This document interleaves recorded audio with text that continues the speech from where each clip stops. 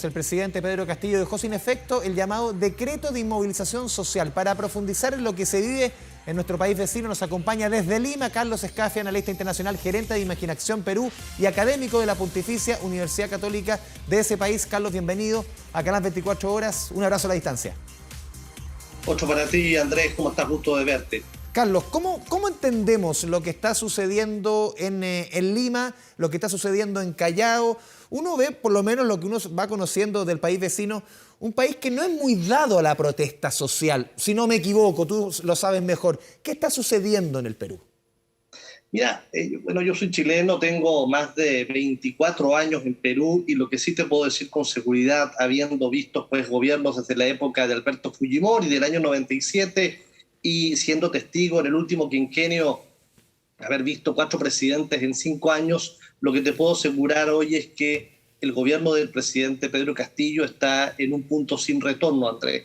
Y este pedido de renuncia que se extiende hoy lo vemos no solamente en Lima y Callao, sino además lo vemos al interior del país. Se extiende cada minuto, cada hora, cada día.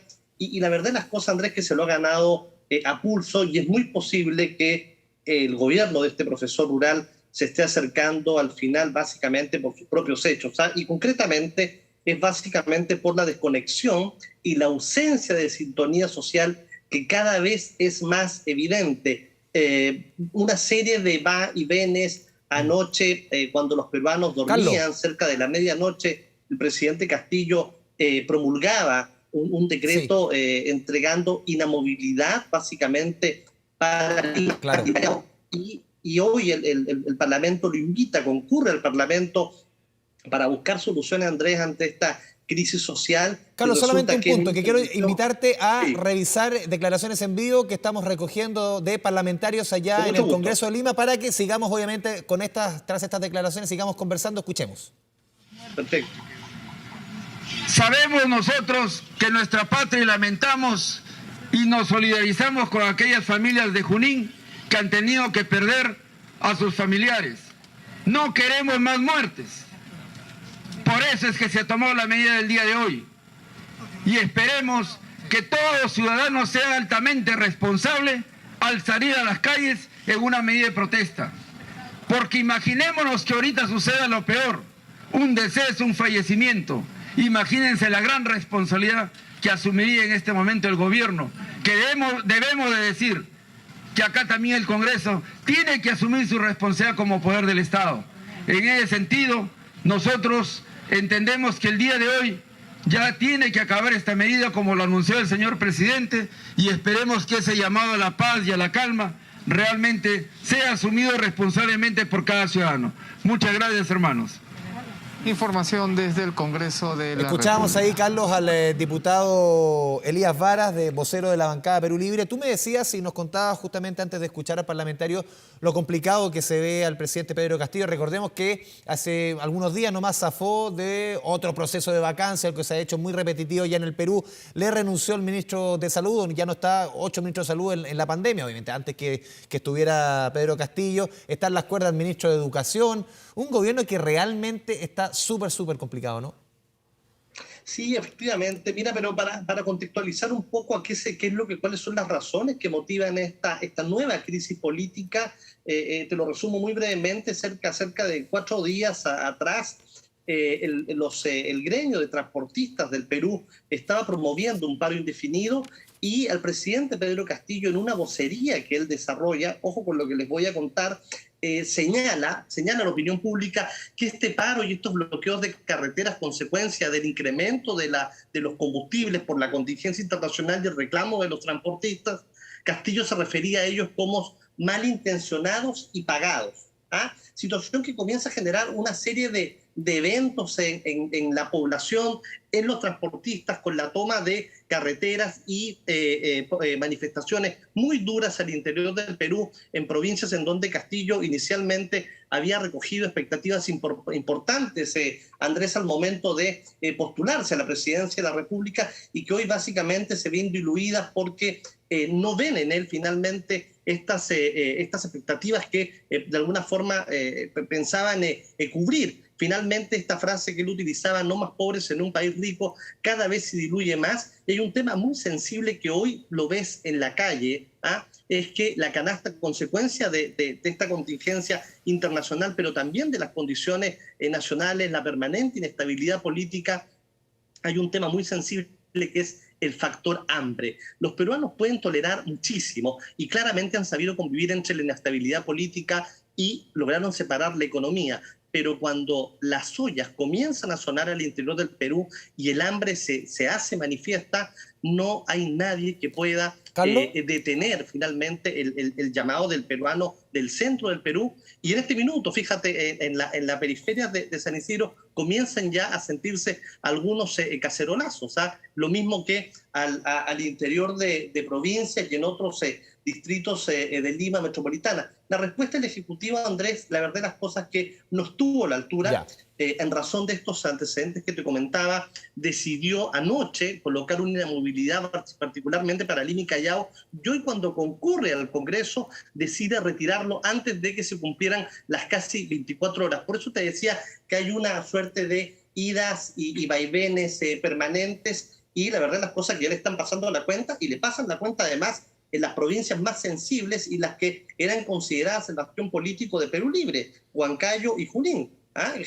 Manifestaciones con consecuencias importantes. Incluso también hubo anuncios de gremios de Tacna, si lo relacionamos con nuestro país, de cerrar la frontera con Chile hasta fin de mes, impedir el paso de camiones.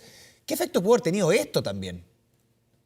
Sí, bueno, es un tema muy sensible, lo sabemos, Tacna depende muchísimo del comercio transfronterizo, particularmente con Chile. Con Arica. Y claro, y el comercio no solamente a nivel de, por ejemplo, temas de medicina, gastronomía, turismo, sino que además hay un comercio y una relación muy fluida. En consecuencia, es un tema sensible, lo que significa solicitar que abra la frontera, ¿no? Lo escuchábamos, de hecho, en la Junta de Portavoces minutos antes que el presidente Castillo hablara en el Parlamento, ¿no? Pero este paro de transportistas, Andrés, lo que ha hecho es visibilizar una vez más la débil y tardía respuesta del gobierno del presidente Castillo.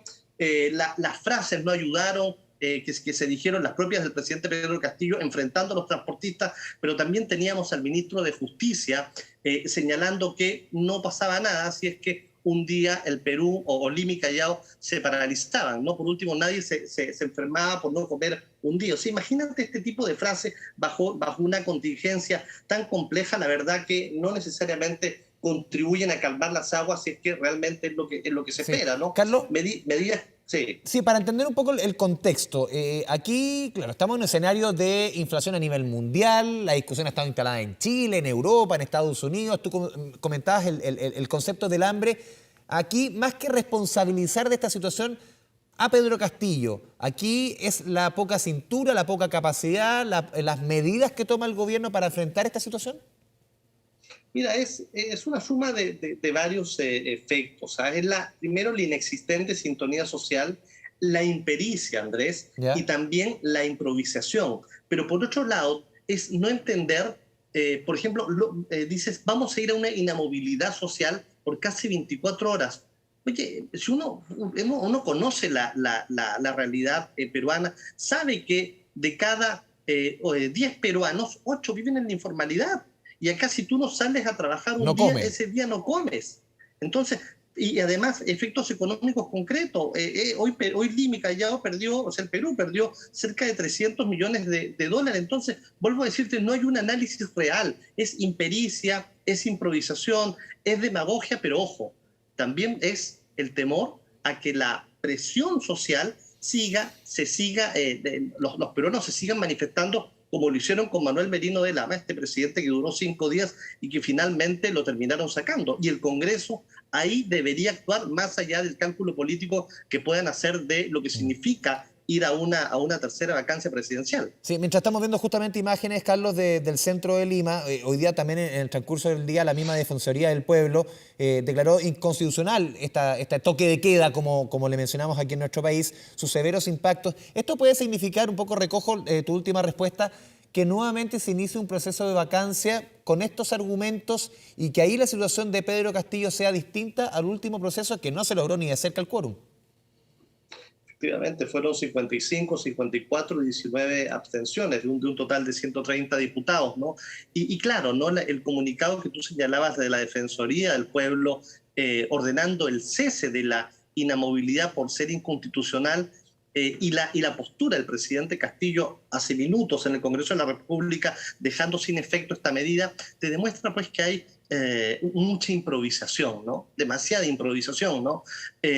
Y por otro lado, la calle va siendo muy receptiva respecto a esto, toma posición en su contra y si no renuncia, la protesta va a seguir escalando hasta el minuto en que el Congreso tenga que tomar una postura y no necesariamente, te decía yo, de cálculo político, ¿ah? O sea, ¿tú crees que esto va a ir creciendo? ¿La medida que toma hoy día el presidente Pedro Castillo no va a calmar la incertidumbre, las manifestaciones? ¿Tú crees que esta inestabilidad se va a mantener en las próximas jornadas? Sí, es muy probable, y te vuelvo a decir, y no necesariamente en Lima, sino en el centro del Perú, particularmente en la zona de Huancayo, en Junín, en Puno, en Huancavelica, donde el hambre arrecia, donde estas expectativas generadas en campaña se ven cada vez que se diluyen, ¿ah? No le va a quedar otra al Congreso que tomar parte y efectivamente tener una moción de vacancia con mucha más conciencia cívica que la que hemos visto anteriormente, ¿no? La clave va a ser aquí la receptividad que tenga la calle, ¿no? Por otro lado, lo que Perú vive, Andrés, es también consecuencia de la reconciliación, pero también procesos de resentimiento, procesos de exclusión, de invisibilidad social que, vuelvo a decirte, hoy no se ven cercanos. Hay una fractura social que Castillo, la verdad de las cosas, no ha llegado a acercar en ningún punto de vista, ¿no? Y por otro lado, vuelvo a decirte, el factor hambre. Perú puede transar, los peruanos pueden transar muchas cosas, ¿ah? Y lo han demostrado a lo largo de la historia republicana del país, pero el hambre bajo ningún punto de vista, ¿ah? Y es una de las razones en las que vemos este descontento manifiesto en las principales provincias del centro, ¿no? El hambre va a ser el acelerante desde mi óptica, por cierto, ¿no? Dice la frase, un hombre hambriento siempre va a ser un hombre enojado. ¿Tú ves una decepción en parte de ese electorado que apoyó a Pedro Castillo por lo que significaba su imagen, este profesor que venía del interior para romper quizás muchas de esos frenos que impedía muchas veces al pueblo llegar al poder? ¿Eso ha sido decepcionante para buena parte de su electorado? Mucho, te diría yo, porque finalmente son los que están en la calle, son los que reclaman, ¿ah? Y claro, ¿no? Y reclaman además con mucho enojo, porque claro, les decía además, oye, no más pobres en un país de ricos, yo finalmente soy un peruano como ustedes, y resulta que al parecer se comenzaría a evidenciar un divorcio entre lo que está haciendo Castillo respecto del personaje de campaña, ¿no? Comienza a desdibujarse, ¿no? Y en razón de ello comienzan a desprenderse los escenarios que yo te decía, ¿no? Que es la potencialidad de una renuncia en razón de una presión social no menor que cada vez crece con una resonancia importante en el centro del Perú, particularmente te hablaba yo de Huancayo y Junín, cuna además de Perú Libre. Por otro lado, o como escenario 2 tienes el factor hambre, ¿ah? Y en ese escenario no resiste ningún análisis. El tercer escenario es básicamente la postura del Congreso de cómo debería reaccionar respecto de esta solicitud social, ¿ah? Sin cálculo político.